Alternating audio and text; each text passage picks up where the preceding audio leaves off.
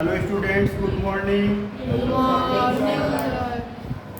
आज हम exercise 10.2 question number 5 class 10 chapter का नाम है सर्कल्स। ये न्यू एनसीईआरटी बुक से है। मोस्ट इम्पोर्टेंट क्वेश्चन है, इसको छोड़ना नहीं है। इसमें इन्होंने क्या कहा है, prove that the perpendicular at the point of contact to the tangent to a circle passes through the centre. मतलब ये सर्कल है आपका, सेंटर O है, कॉन्टैक्ट पॉइंट क्या है, P है, टेंजेंट क्या है, AB है। आइए यहाँ पर क्या होगा, angle between radius and tangent 90 degree. ये बताना है कि सेंटर O से होकर के जाएगा, सेंटर O से होकर के जाएगा। ये हमें यहाँ पर प्रूव करना है। तो हमने देखा given circle with centre O and tangent AB touch the circle eight P। ये समझ में आ रहा है, इतना समझ में आ गया। OP रेडियस है, O सेंटर है, AB टेंजेंट है, कॉन्टैक्ट पॉइंट क्या है, P। तो angle between radius and tangent हमने कितना पढ़ा है, 90 डिग्री पढ़ा है। प्रूफ क्या करना है, ये परपेंडिकुलर का साइन है, परपेंडिकुलर OP है, परपेंडिकुलर का साइन है on AB at P passing through the centre O। हमें बताना है कि सेंटर O से होकर के जाता है। अब हम प्रूफ शुरू करते हैं।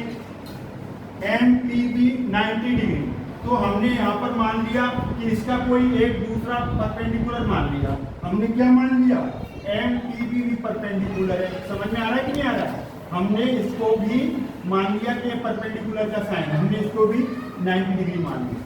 समझ रहे हो ना? हमने दो परपेंडिकुलर मान लिए। कितने मान लिए? दो। उसमें से एक ही होगा ना। जैसे आपका रोल नंबर 1 आकाश गुप्ता है और रोल नंबर 2 हमने दूसरे व्यक्ति को भी मान लिया।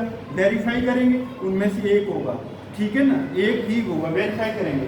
तो हमने क्या मान लिया कि कोई हमने M पॉइंट ले लिया सर्कल के अंदर और उसको P से ज्वाइन करा और हमने कहा कि MPB ये जो एंगल है 90 डिग्री हमने मान लिया। लेकिन OP परपेंडिकुलर AB, ये तो यूनिवर्सल ट्रुथ है। यूनिवर्सल ट्रुथ क्यों है? Angle between radius and tangent is 90 degree. ये तो होगा ही होगा, नहीं होगा? OP परपेंडिकुलर AB क्यों होगा? रेडियस परपेंडिकुलर होती है, radius perpendicular to tangent at point of contact. समझ में आया? क्या पढ़ा है आपने? Radius OP perpendicular to tangent AB at the contact point of P। ये यूनिवर्सल ट्रुथ है। तो OPV कितना हो जाएगा, 90 डिग्री। ये तो बड़ा कंट्राडिक्ट हो रहा है कि दो परपेंडिकुलर, एक पॉइंट पे दो परपेंडिकुलर। देखिए आप यहाँ से कि एक पॉइंट है, आपसे कहा कि इसका परपेंडिकुलर बनाओ, आप शायद ये ऐसे ही बनाएंगे और दूसरा बच्चा बना करके ला रहा है ऐसे।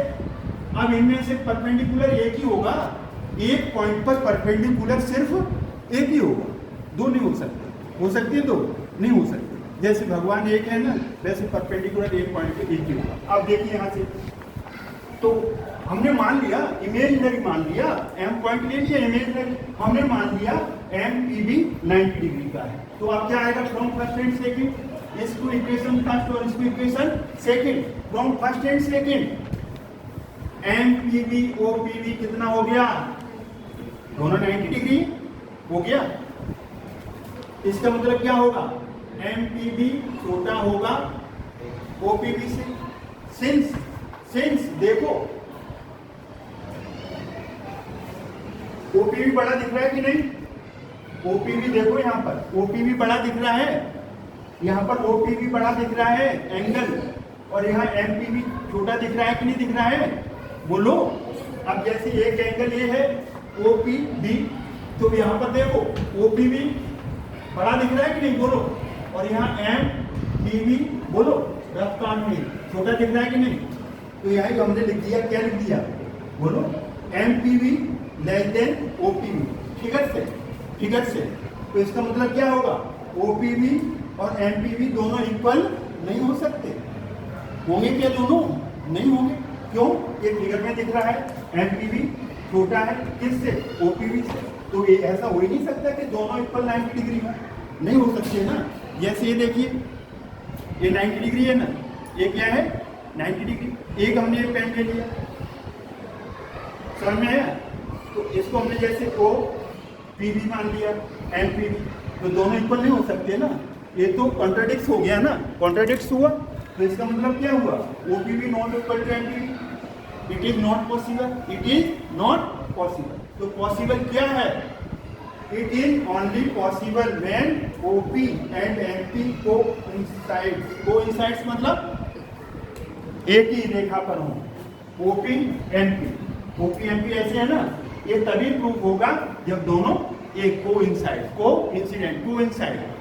मतलब एक ही लाइन हो, दोनों एक ही लाइन हो। नहीं आ रहा समझ में? कैसे? मतलब एक कोइंसाइड का मतलब एक लाइन, जैसे एक ओपी है ना, तो इसमें भी एमपी भी ऐसे ही हो, कोइंसाइड हो, ये तभी पॉसिबल है।